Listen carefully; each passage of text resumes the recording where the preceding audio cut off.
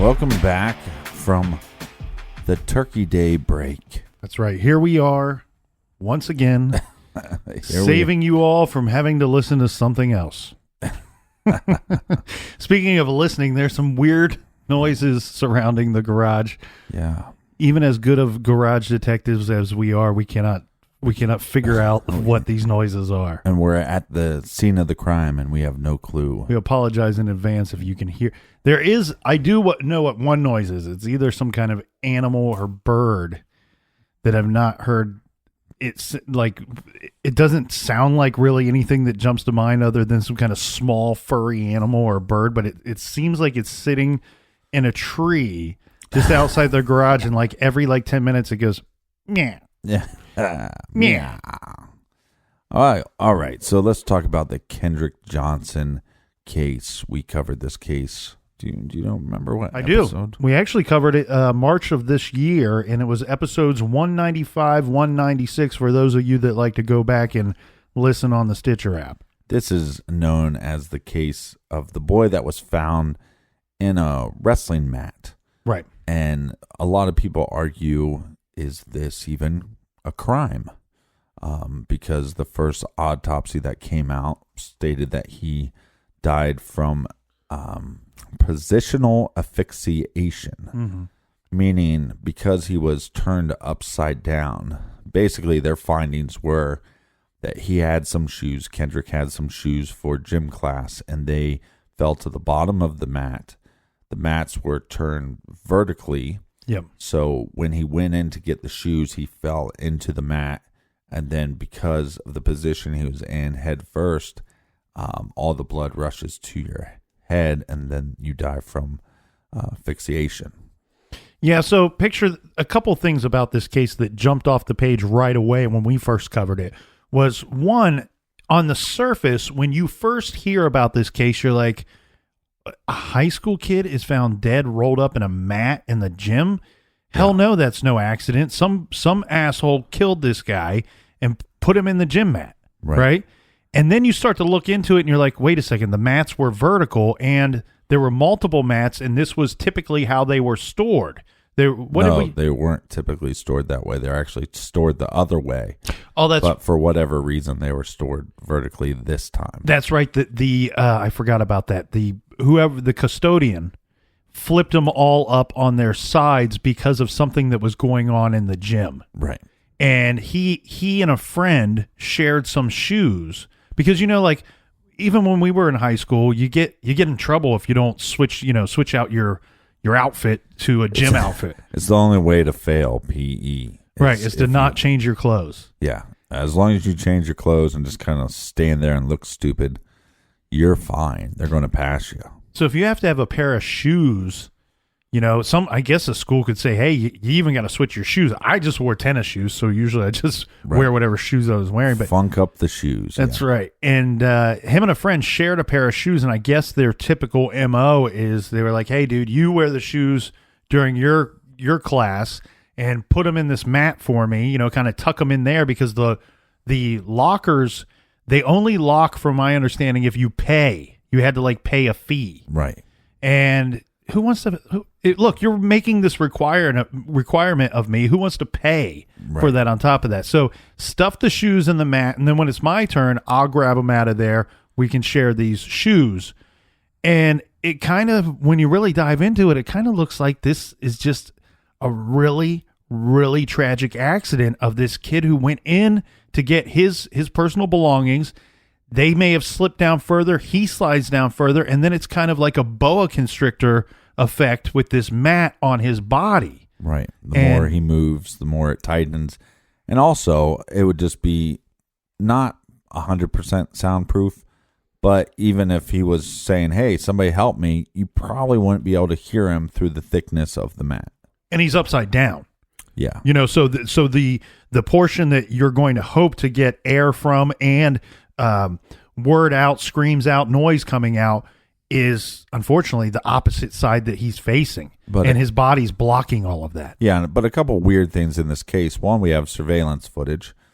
The times are off. So that leads to the conspiracy theorists to say, hey, these timestamps are wrong.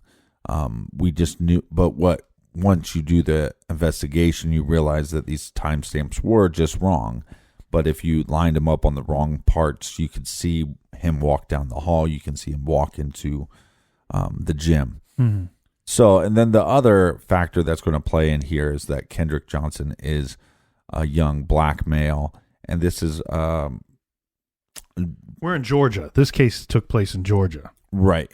But this is, I think, predominantly a white school, so that is going to play into the conspiracy theorist a little bit. So, yeah, and that's what's most often brought up in the media regarding this case, that it's some people that were up to no good murdered this kid and they're covering it up. And here's the thing.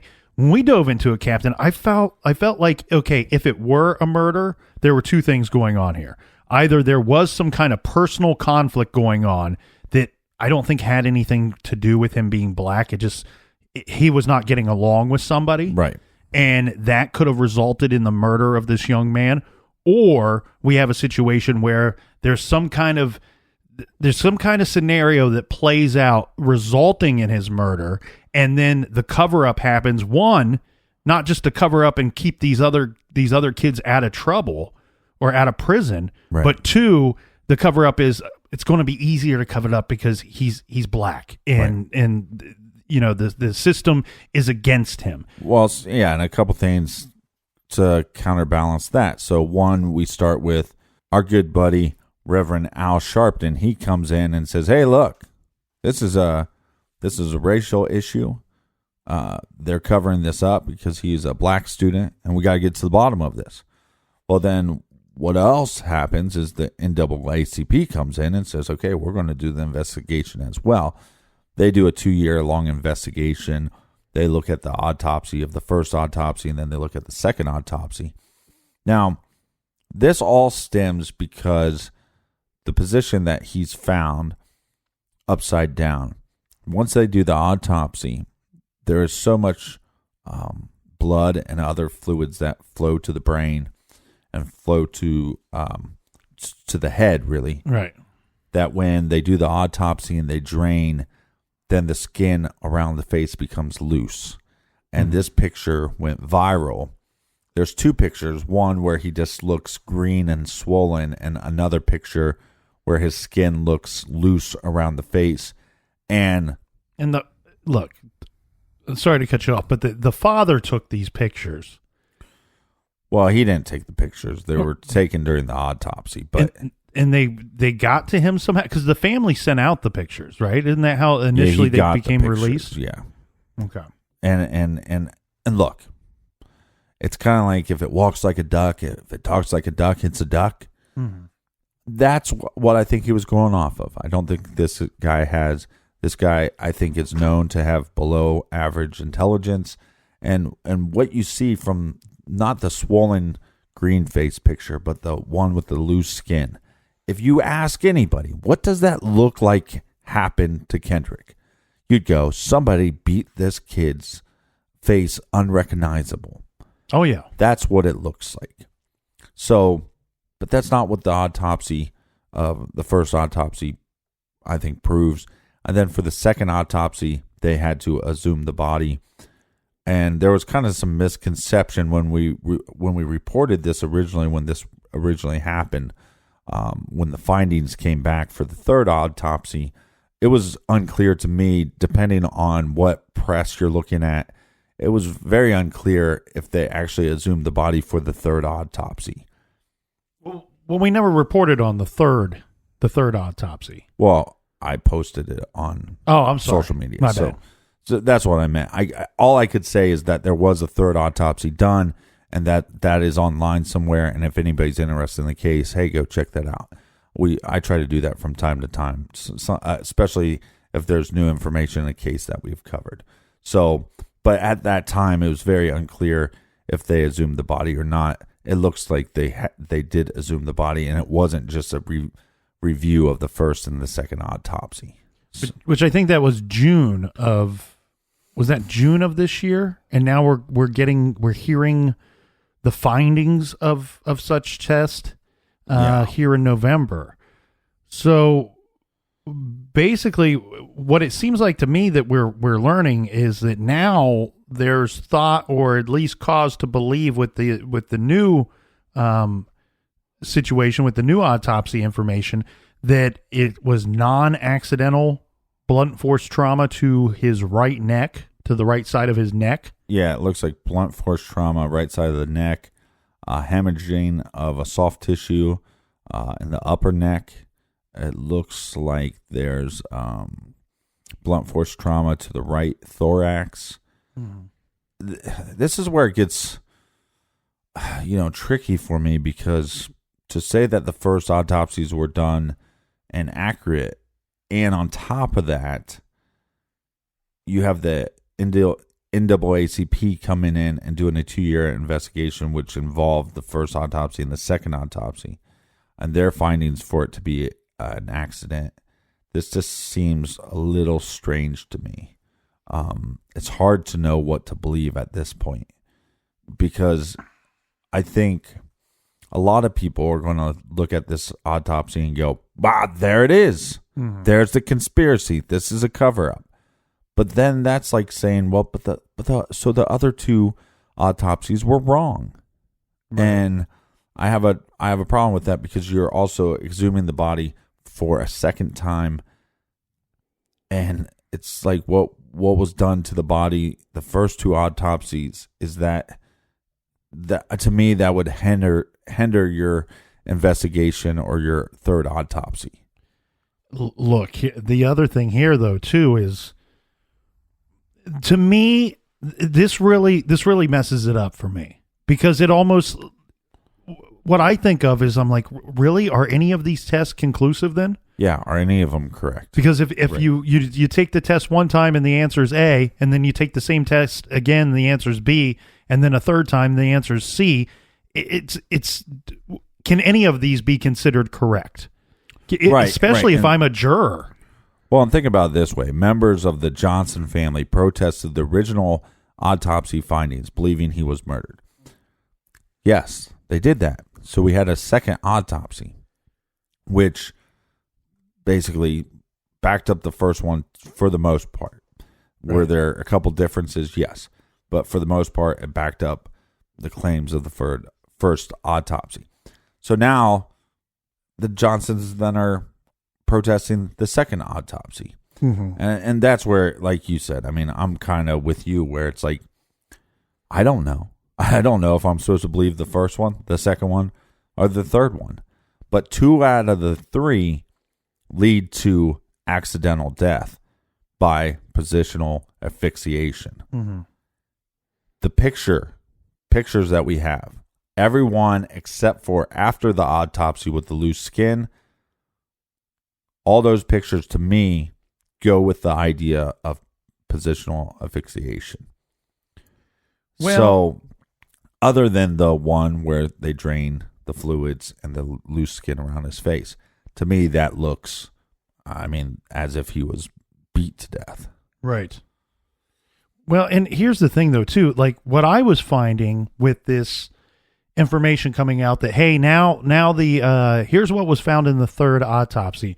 But accompanying that on most of these sites, and maybe this was released beforehand, I don't know, I've not seen it until looking for information on this third autopsy, but there was an affidavit that was released to the public recently. Now, there are a lot of portions of this 3 or 4 page affidavit that has been redacted. You know, we got somebody was kind enough to come in with a nice thick black Sharpie marker and scratch over some of the information there. But this affidavit was filed with the state of Georgia earlier this year on February 9th of this year. And it's basically somebody coming forward. We don't know who it is because their name has been removed from this now public document, that states that they met someone in April of 2016. And on one occasion with that person at somebody's apartment, this individual told them that either they killed or they witnessed the killing of Kendrick Johnson. Right. And according to this person, they're stating that Kendrick Johnson was in the gym at the high school and where an argument broke out between Kendrick Johnson and this other person. And the argument was about something. I mean, something, obviously it was about something, but it lists in this affidavit what the argument was about. But again, that is removed from the document as well. According to this individual, they're stating that somebody was taking steroids at the time, not Kendrick. Right. Well, we don't know that for certain because the names are removed, but we're assuming it wasn't him. Well, and because of a very good reason. There are many times where Kendrick Johnson's name is listed on this document and it's not removed. Right. And so we don't see any other names appear. So I have to guess that if it was Kendrick, they would have just left his name in there. So I think it's okay to say, well, not only okay, but we're very confident to say that it wasn't Kendrick taking these steroids. Someone's taking steroids. And out of the old roid rage effects of the steroids, and then this argument, well, now this person decides to attack Kendrick and strikes him in the neck with a 45-pound weight or dumbbell, which is a little weird. Well, this person isn't claiming to be there. Right. They're getting told the story, so maybe they don't understand if it was a weight or a dumbbell, so that's not weird. Right, but this is an eyewitness, though. No. You know what I mean? It's somebody hearsay at a party that's talking. And are you going to have that in cases? You're going to have that in cases anyways. You're definitely going to have that in cases where it's high school kids. Mm-hmm. I don't even know what to think of that. Well, okay, so I have a couple thoughts on this. And I think there's a lot of interesting possible information here. And one being that the only revelation that comes out of this is that it was this person claims to know, or at least heard secondhand, what the object was that Kendrick was struck with. Right. And I would assume that's not a 40-pound weight, like a plate weight. Right. I would assume that'd be more likely a dumbbell. Well, it'd be easier to hit somebody but with even a 45-pound dumbbell, that's hard to strike somebody with that. Yeah. Well, that's what all the steroids were for. Well, before you get into that, let me get to, there's two brothers that were investigated, and this report is leaving out their names. Mm-hmm. But this is we mentioned their names on our show. If you want to find that, it's easy to find. Yeah, more of an initial report, but I'm going to state this now, so then we can get back to it later. One of the brothers was a wrestler, and so what they needed an alibi. Do we have an alibi for these individuals? There's two individuals that they thought were the only times that there was a scuffle. Right? There's a scuffle between these two brothers, or at least one of the brothers, and Kendrick Johnson. Now, this happened a couple years previous, but they thought, hey, maybe they were still feuding. Right. So one of the kids was a wrestler. He was going to be due in Macon, Georgia, which is about 152 miles away, at 4 p.m. for weigh-ins. So the coach is stating that they would have departed from the school grounds no later than 12:30. And that would have been an hour before. So they would have met in the gym an hour before Johnson was even seen last on the surveillance tapes. So that's a pretty solid alibi that you're in the gym an hour before, you're now on a bus going away. And not only that it's from a coach, it's from somebody that works for the school. So we could assume that that's a pretty solid alibi. Right. But the person named here, which we can't find their name in the affidavit. I don't know why I can't find these guys. No. But the person named in the affidavit, it's been removed before it was released to the public. That doesn't have to be one of those brothers. Well, the reason why this might be removed, though, is because Kendrick Johnson's family filed multiple lawsuits, and on the last lawsuit that they filed, not only did they lose the trial, but the judge awarded, which normally doesn't happen, not only are you trying to sue these people for wrongful death, but you're going to lose, and we're going to make you pay their attorney fees, and we're going to make you pay for other things. And it racked up a bill. I'm just going off the top of my head. That was like 300,000, 400,000. I thought it was more than that, but it was to the point where you go, they're never going to pay that back. And look, are the people that they were suing entitled to that? Maybe they're entitled to fees, but this extra money that the judge threw in, I don't know if they're entitled to that. Because look, we got a grieving family. They don't want to believe the first autopsy. They don't want to believe the first investigation, which rightfully so. Look, parts of the investigation, we know for a fact that they didn't follow protocol. We know for a fact that the coroner sat out in the parking lot of the high school for hours, and we know that the sheriff said that that's wrong. First of all, the whole crime scene is the head of the crime scene is the coroner. So the fact that the head of the crime scene was set out in the parking lot for hours before coming in, that seems fishy. So there is reason, it's not like, oh, your kid accidentally died and these parents are morons or anything for not believing everything that people are telling them. But I think a lot of people, like Reverend Sharpton, I just think he's an asshole. And I think he came into the situation, he stirred the pot, they lost some lawsuits, and then he walked away. You haven't heard from him since, And I just think they're in a tough situation because they're hearing all these rumors and they saw these pictures and they don't know what to believe. And I feel bad for them. So I don't know if they should have been awarded extra money to pay out to these people they're suing. That wasn't my understanding. I didn't know that they received extra money. That could be. I could be wrong about that. I thought it was just to cover their. I thought it was lawyer fees legal expenses plus something, and the plus something is what made the amount more ridiculous. I'd have to look that up.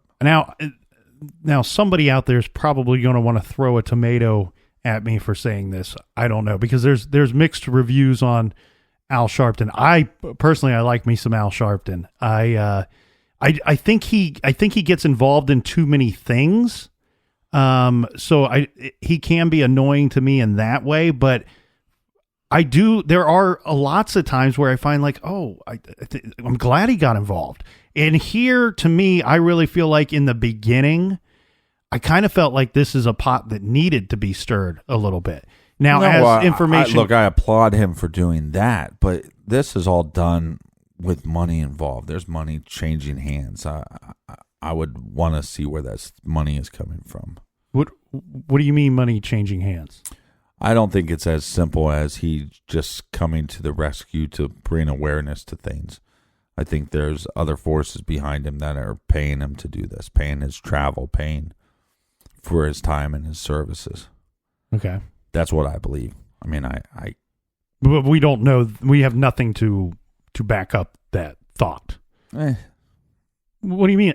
You've seen something, read something, heard something? Yeah, no, I've heard. But that happens a lot. They also will do things where a political person gets involved in a situation, and then they start doing fundraisers for whatever cause, but that fundraiser is actually going to keep that higher status person around. No, I know, but I'm asking specifically in this situation regarding Al Sharpton. Well, not in this situation, but multiple situations with Sharpton, where they'll have community meetings and they'll have different churches in the area take collections up to pay Sharpton to stay there and keep spreading the word. Well, according to this affidavit, there was also a witness to this fight. So not just the person that attacked Kendrick Johnson, but a witness to the attack. And I guess, as stated in the affidavit, this person, somebody attacks Kendrick and then tells the witness, hey, you're going to help me hide his body. You're going to help me kind of cover this up and clean this up a little bit. And if you don't, now you're in trouble. So this is a threat laid out to the witness to help this individual I'm guessing, place Kendrick in the mat. And it's just one individual that attacked Kendrick. I can't say for certain because I mean, look at this page right here. Right, but that's what I'm reading. No, but what we assume? The way that this document reads, it sounds like it was one individual. Okay, that's all that I witnessed it. Okay. And that was just me when I said, "Look at this." That was me. Everyone showing the captain. Page 2 of the affidavit. There's pulled down his pants, and you never were so impressed in your life. But this document that I'm looking at, it's easily fair to say, right, Captain, that there's at least one or two black lines. Half the in page each line of the page. So you have to do a little inferring along the way. But the other thing, though, too, is then it goes on to say that the surveillance video was corrupted or deleted. Some hour and 25 minutes was removed from the original recording, according to this person. And they name who in some way facilitated the editing of the high school surveillance video. Yeah, but that's been speculated from the beginning. That's why during their lawsuits, people like vice principal and principal and people like that were named as well, because I think they believe that they had something to do with the editing of the tapes. And then we have, but hold on. But the paper that you're reading, it doesn't prove it. It's just stating no. This is not proof of anything. Okay. Look, if there's proof that the tapes were altered, then to me, there's proof that there's wrongdoing. Because why would you alter a tape if you didn't have any wrongdoing? Well, and then item number 9 in the affidavit states, again, somebody's name that's been removed, also told me that after Kendrick Johnson's death that his organs were removed and newspaper placed in the cavity so as to interfere with any effort to establish the correct time of death or to otherwise disclose any other injuries. Blank also told me that the autopsies were falsely documented. Right. Here's the problem with this conspiracy theory, though, is that there has to be at least 5 individuals involved, if not more. And the argument for the people that say it is a conspiracy, these brothers, or at least one of the brothers that might be involved, or maybe there's 2 of them involved, we don't know, that the argument is their father's ex-FBI.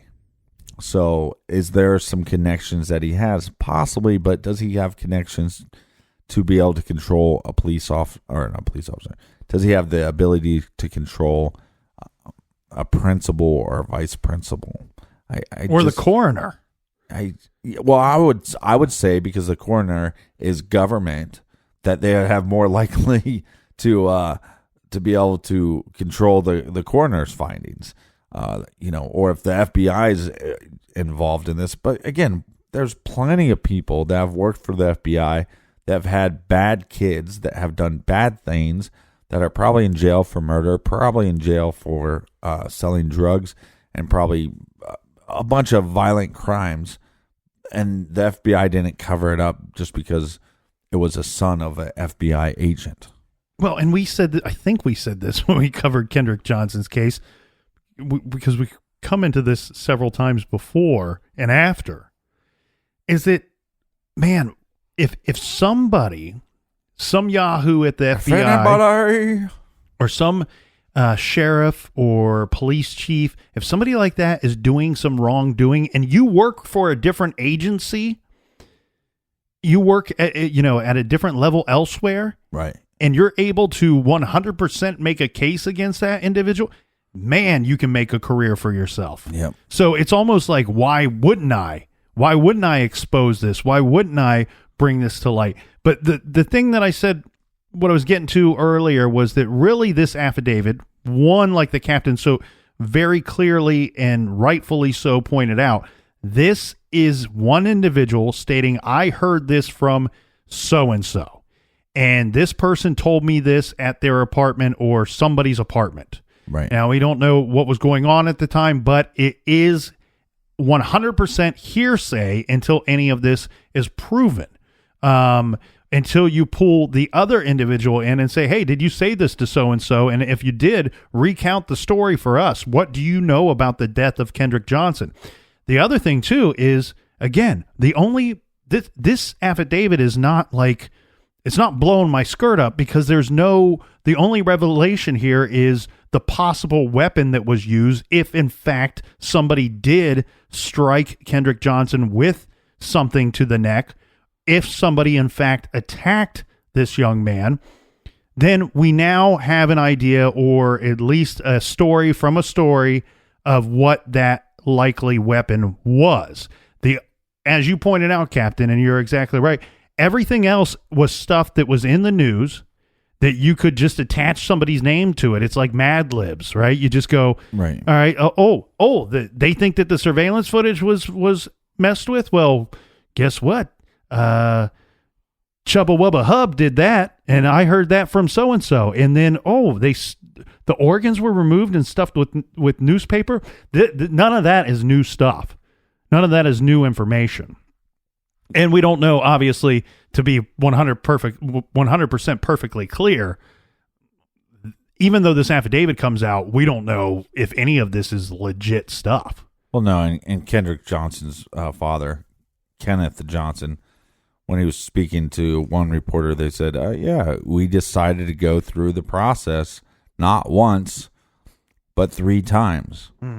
But how many times are you going to have to go through this? Now, I did see something, and I can't find it anywhere. And so this could just be complete hearsay. But we have this alibi that was like what I was reading before. That was years ago, this alibi. Yeah. This solid, airtight alibi.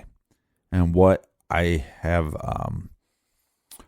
what I've been hearing is that this airtight alibi that everybody speaks of, is it might not be as airtight as it once was. So, right. But look, if you can prove that, and that's going to be very hard to prove, you have deputies and in the early investigation, and even in the later part of the investigation, they're going over this over and over and over. And eventually, once you go, I have this teacher telling me that this is where the student would be. He would be on a bus. He would be this many miles away. This kid can't have anything to do with this. Mm-hmm. And that's what all the reports say. That's what the investigation says. That's what the deputies say, right? Mm-hmm. The people that are in charge of this case, that's what they say.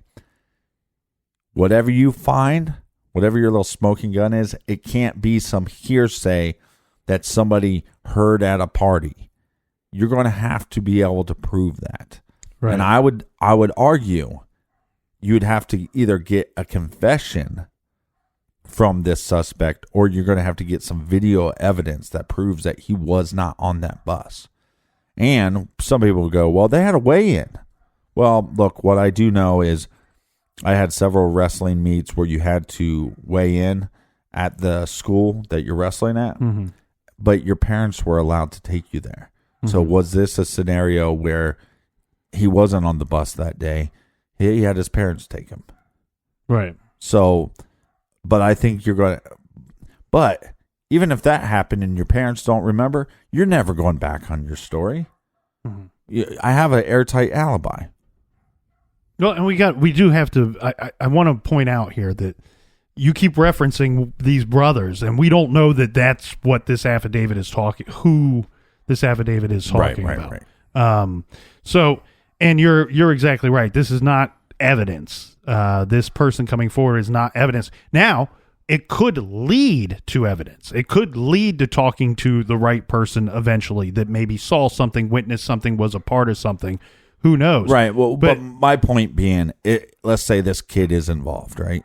And he did strike him with some kind of weight, right? And this hearsay is about this wrestler. And he's guilty. Mm-hmm. Let's just say, hypothetically. What I'm saying is he already has on record an airtight alibi. So as long as he just sticks with that story, it's going to be damn hard to prove that alibi to be wrong. Right. There's no case against him unless you can disprove this alibi. But, I do want to point out again, though, this affidavit was filed this year, February 9th, 2018. Right. Kendrick Johnson, sadly, was either attacked and killed or died tragically in an accident January of 2013. So there's been a lot of time that has passed since these two incidents.